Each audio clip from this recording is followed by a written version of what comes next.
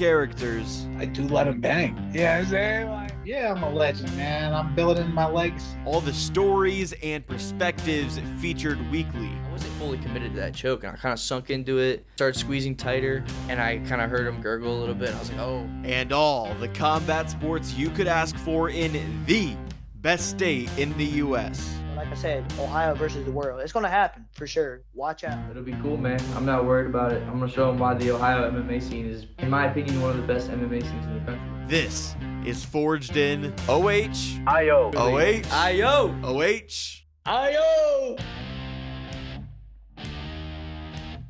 Hello, everyone, and welcome to episode 103 of Forged in Ohio. My name is Jake Murren, and I'm the host of the podcast, and I'm really excited about today's episode because through the 102 episode history of Forged in Ohio, I really haven't been joined by many middleweights. Plus, I know I've only been joined by one fighter representing Upgraded Industries. Well, this fighter checks both of those boxes. He's a former NCAA All-American wrestler. He's a 5-1 amateur mixed martial artist. And he's the Made Men Promotions middleweight champion. He is Chris the Grit Droege. Thanks for coming on the show, Chris, and welcome to Forged in Ohio.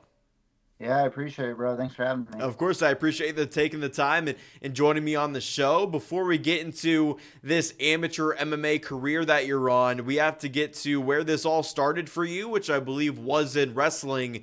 When did you first get involved in combat sports?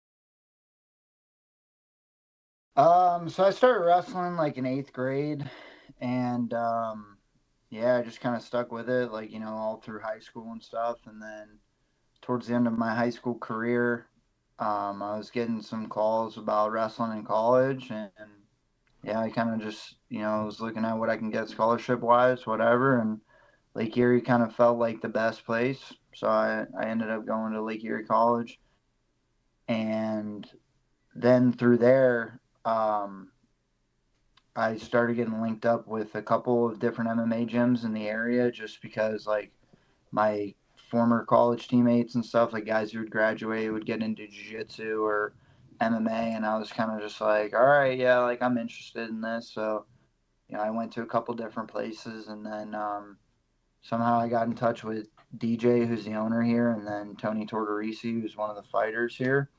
They were both getting ready for fights at the same time, so I was just like coming in and wrestling with them. And then DJ was like, yeah, dude, like if you want to fight like after college, like just come here. And I was like, all right, cool. So that, I mean, it's not too glamorous of a story. I just like, I was always interested in MMA. I watched it a lot, especially in college. And I was like, whatever, like I still got the itch to compete. So I'm just going to try it out, see how I like it. Did anyone inspire you to get into wrestling around 8th grade, or maybe keep going when times were tough, especially early on in the sport when you were kind of fresh and new at things? Yeah, dude. So like pretty much like everybody else, like I was like, I'm gonna try to like make the basketball team, and I sucked.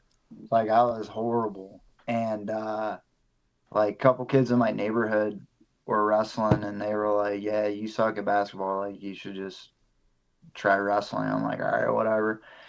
And then yeah, I mean, I wasn't all that good at that either, but like it was cool, like just being on the team, and that was my first time ever really doing like a sport.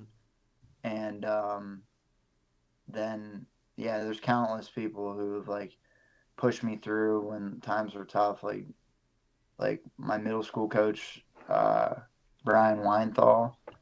And then like when I was in high school, I was like pretty tight with some of my high school coaches who were assistant coaches, Adam Chine and Jamie Jameson. They really, really helped me out a lot. And then when I got to college, like, I mean, all my coaches were pretty supportive, but like I got really, really tight with my assistant coaches again. Alex Denman, who was there my first 2 years, and then Coach Dustin Porter, who was there my whole time in college. So like, yeah, there was a lot of people who I kind of like leaned on and really helped me out and got me to the level where I'm at today, you know, especially with wrestling. Yeah, those heights that you reached as a wrestler. I mentioned you were an NCAA All-American. How proud are you of just that body of work that you were able to put together in the sport of wrestling? I mean, dude, like the people who know, like my teammates and stuff, and the guys who are close to me, like know how much work I had to put in. Like everybody says that, but like there's nobody I don't think it's ever outworked me. Like I can honestly say that. There are people, my coaches, my former teammates. I'm coaching at Lake Erie now. Like I go through the practices with them on top of my MMA practices. Like some of those guys were my teammates. They know like how much I had to push, and like my first year at Lake Erie, dude, I won like 3 matches, and I was redshirted, so like you're kind of like all on your own, and I wrestled every single event, so I got my ass kicked a lot, and like I was kind of like maybe I shouldn't be wrestling in college. And dude, I just pushed and pushed and pushed and pushed and pushed and just didn't quit and like just kept putting in the work. Yeah, man, like I just every year was like incrementally I was doing better and better and just I was just always dedicated. It didn't matter whether it was like during the season or not. Like I was every day I was training twice a day like and when I was in college like for real that was like every single day I trained twice a day. Like I didn't comprehend like the idea of like resting. I was just like just push push push push. So it wasn't until like my last 2 years where I really started taking like a day off a week because my coaches were like insistent on it. And yeah, so I take a lot of pride in like how well I ended up because I came from like nothing, like nothing. I was one of the worst guys on the team for sure. I was one of the worst guys in the country. Like, and then to end up being one of the best guys in the country and one of the best guys to go through our program's history, like it means a lot to me, man. Like, and I haven't like forgotten like that, and it's crazy. Like when you stick with it and you push, like the kinds of people I've been able to work out with, like, I've worked out with like, like I go out to Hawaii a lot and work out with the 185 and 170 pound champ. I get flown into his camp, Christian Lee and Adrian Lee, which is his younger brother who's in 1FC now. Like, I mean, there's just so many like high level guys that I've been able to work out with because of that. Like guys who are in the UFC or were in the UFC or in Ryzen or are in Ryzen, like Bellator, like it's crazy. And it's all just coming from like incrementally getting better and just like sticking with it. That like as you progress, you kind of get eyes on you and people recognize you as a hard worker, and that's why they continue to keep bringing me out and like because I'm gonna push. People around here will like ask me to get work in, which is like common anyway. Like but like they know I'm gonna come in and like push them hard. So like I really take a lot of pride in what I've been able to do because it was really from like nothing to where I'm at now, and I got a lot bigger goals than just winning a local amateur MMA title. Yeah, that's incredible, and that perseverance that it must have took throughout that journey in wrestling to get to where you ended up. When you were a redshirt freshman winning 3 matches and really had to push and contemplating whether or not you really wanted to do this or not, could you see that light at the end of the tunnel, which was the NCAA All-American, and like you were talking about, being one of the best at Lake Erie of all time, really? Yeah, I mean, yes, because there were guys on my team that were like all Americans and were like year after year, like we would get like a couple guys at nationals, and it was like every year since we had an all American, we've had like since our first all American, we've had an all American, at least one. So it's like there were guys around me that were doing it, and I was like, yeah, I could do this. And truth be told, like I did fall short of my goal. Like my goal was to win a national title, and I was like persistent on that. I honestly was like, an All American is a part of that. An All American is you place top 8 in the country in wrestling, but there's only one national champ per weight class. Like, and that's what I wanted, and that's what I was training for. So, as like a result of getting a national title, I would have been All-American. So I thought about it in that way, but I wasn't like, I want to be an All-American. Like, I'm okay with taking 2nd through 8th. Like, I was like, my only goal is to win, and that's it. So, like, yeah, I did see that, and it was like one of those things where it's like, you really are like, you got to be delusional. Like, there are so many guys on my team that were like, bro, like, come on. Like, like nobody makes these kind of jumps. I never heard somebody say this, but I was told by one of the assistant coaches that there were 2 coaches when I was a freshman that made a bet that I would, like, one of them was like, yeah, he'll never be an All-American or anything. Like, they never said anything to me, to my face, but like, the one coach told me that and was like, yeah, and you just fucking proved them wrong. Like, you made them eat their words. So, like, yeah, like, there was people around me that were like, bro, come on, like, get real. And I was just like, fuck it, I'm not gonna listen to anybody. Like, I don't care what you say. So That's an incredible story, man. So that transition to mixed martial arts, you kind of had mentioned that some of your previous teammates got into jiu-jitsu and it had always been something that you maybe watched or were a fan of. So was that transition natural for you, or did it take some time to really get your feet wet in mixed martial arts? I mean, yeah, like, it was pretty natural in terms of like jiu-jitsu. Like, I was like, all right, like, this is a byproduct of MMA, so it's like, whether I just want to do jiu-jitsu or I want to do MMA, like, I gotta do jiu-jitsu. I gotta learn. And like, 2 of my teammates like finished like at the same time as me. Like, we were graduating, and we were all like, all right, let's go up to upgrade it and like, let's start getting like going with them. We were hopping around different jiu-jitsu gyms, and then we all competed in like local little like jiu-jitsu tournaments and whatnot. And I was like, the whole time I was like just starting to spar, do bag work, pad work, like all that other stuff. But I was like, my first couple competitions were just with jiu-jitsu, and I was like pretty natural. Like, I took to that way faster than I took to anything else, like to wrestling, to striking, or anything. Like, jiu-jitsu just kind of made sense. I don't know. Like, so yeah, it was pretty like seamless in that regard. And then like, it got to the point where they were like, "Hey, are you ready to, like, you want to have a fight?" And I was like, "Yeah, let's do it." So Talking with Chris the Grit Droege here on Forged in Ohio. So you made that amateur MMA debut in 2022 for Ohio Combat League. What were the nerves like heading into your first MMA fight, or did the wrestling experience help with all that? yeah, you know what's funny is like, I really didn't have nerves for that one. The one that I had nerves for was like what was supposed to be my first fight. And it was like the Ohio Combat League. It would have been the same number, I think, because that one got canceled. Like, that was supposed to be in like August or September, something like that. It was like basically like 3 weeks before I actually fought. And it was like an outdoor event, and they didn't have like a backup plan, and it got rained out. So like, I went through the whole process, like like the weigh-ins and the face-off and everything. And I was like driving over to the venue, like, I was feeling those nerves.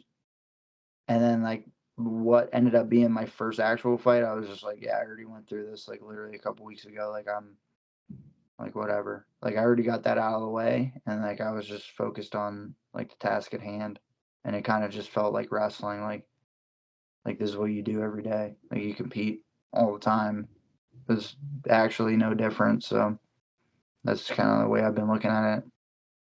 Yeah, I'm pretty sure you were annoyed at the time when the fight got moved or postponed, but in hindsight, are you thankful for that experience given that you weren't as nervous actually going into the night of your debut? I mean, 100%, bro. Like, and I'm a person of faith, so I'm like, you know what? This is like out of my hands. This is like you know, God works in mysterious ways. So I was just like, I I'm not gonna try to like control this. This is out of my control anyway. So it's like, it is what it is.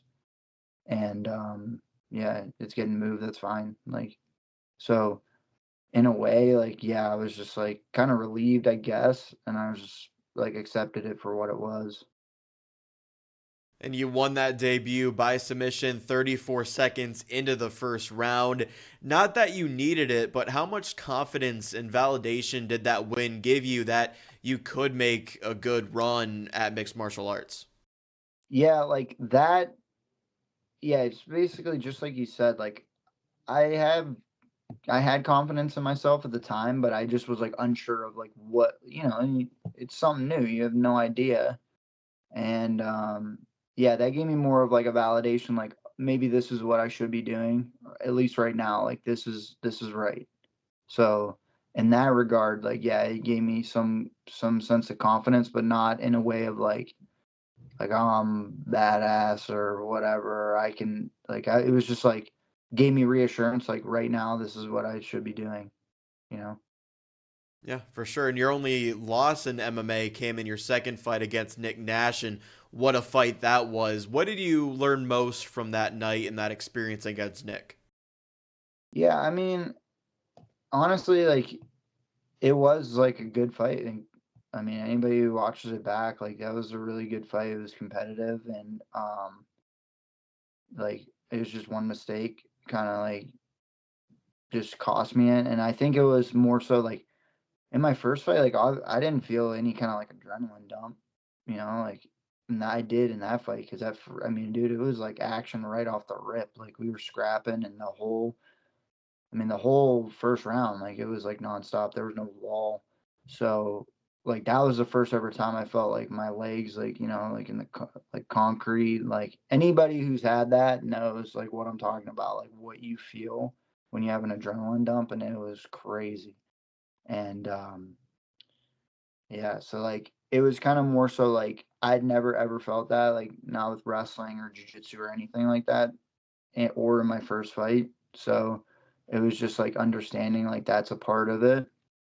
And yeah, like that was pretty much it. Like I wasn't like didn't have like a reality check or anything, or I wasn't like I was just like okay, like every day I'm focused on getting better. I have to get better. Like there's like straight up, he was better than me that night.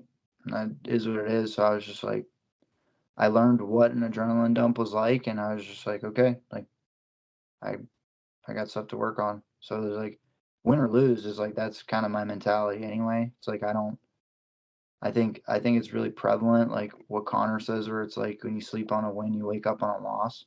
And it's like you can't that's something that I kind of like got instilled in me with wrestling is like just never be like satisfied with what you do.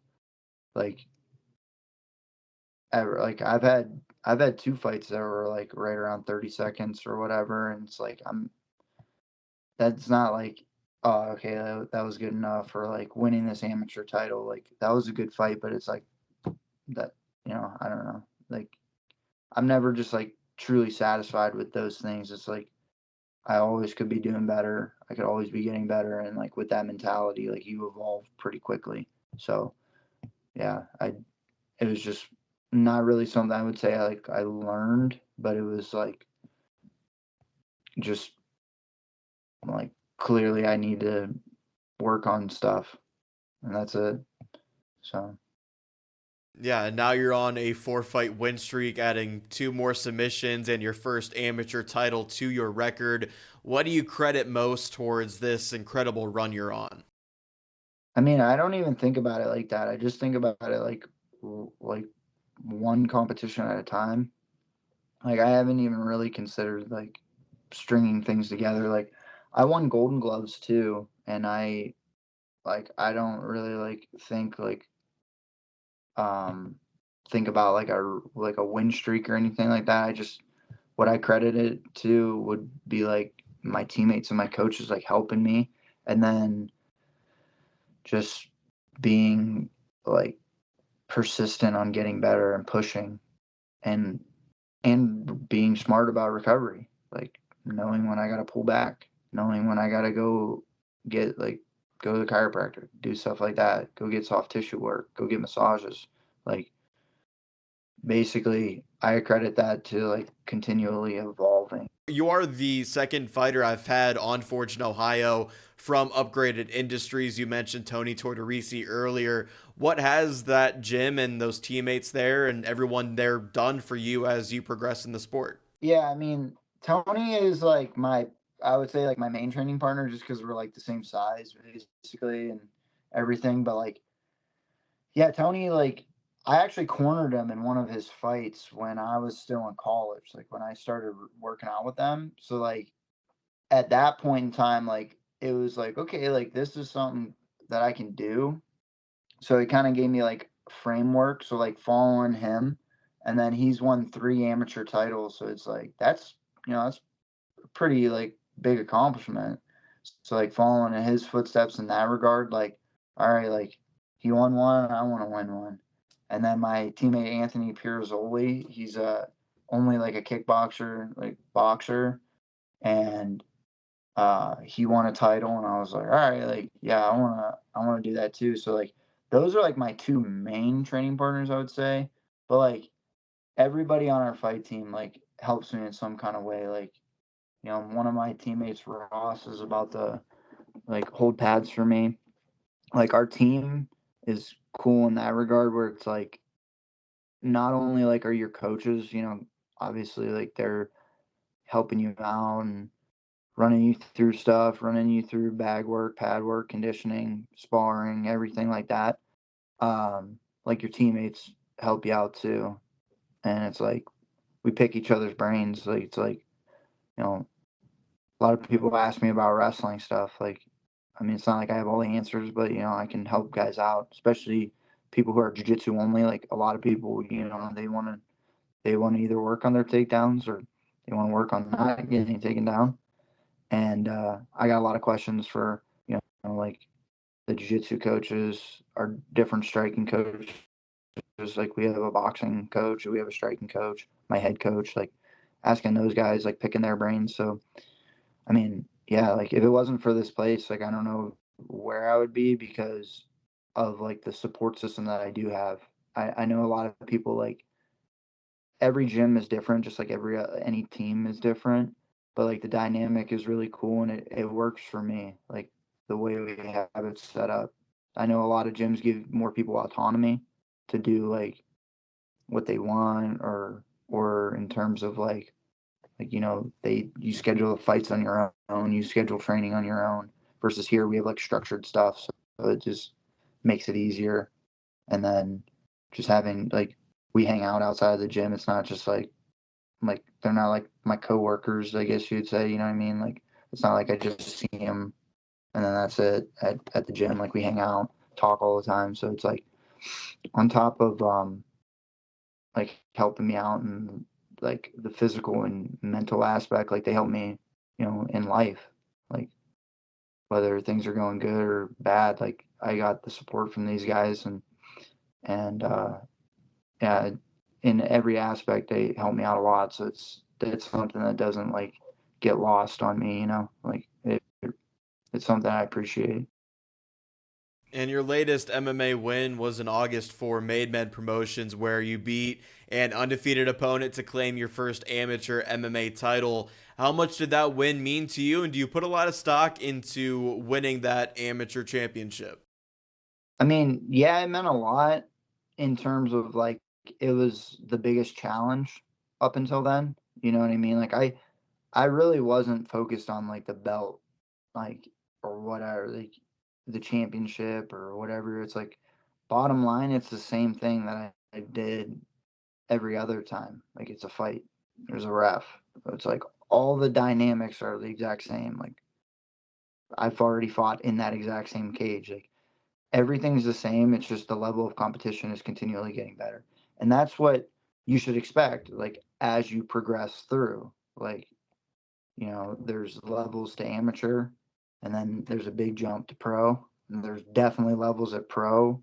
Like and you progress through that. Like and if you are not willing to like continually face adversity, like you're probably not going to get very far. So I didn't put a lot of stock into like, oh, this is a big matchup or this is a big fight. It's like this is a good test, and that's what I'm here to do. Like, test how good of an athlete I am, how good of a fighter am I.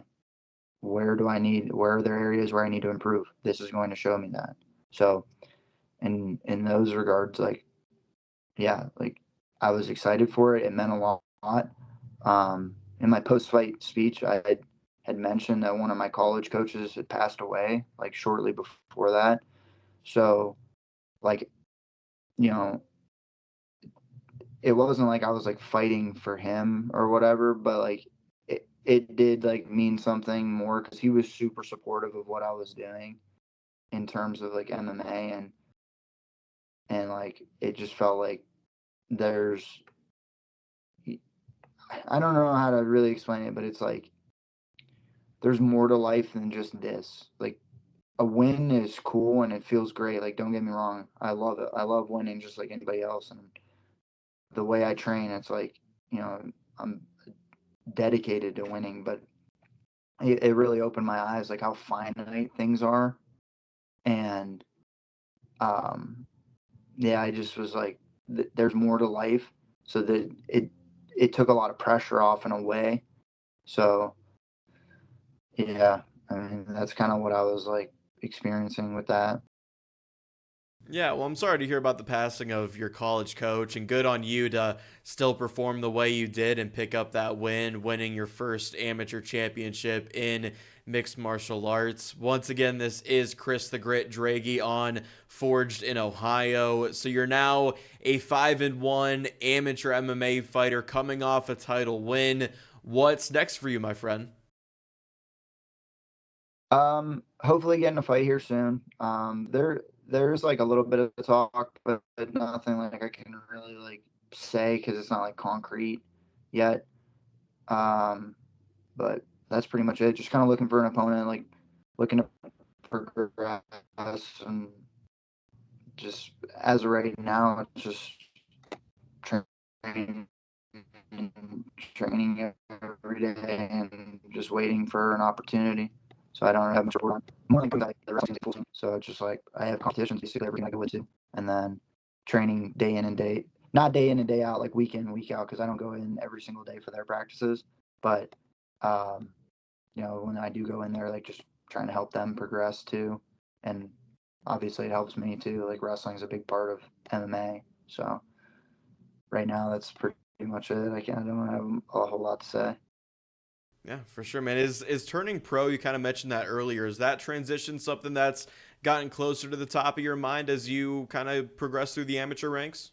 100%. Like, that was after like my first couple fights, I was like, yeah, like, I want to go pro.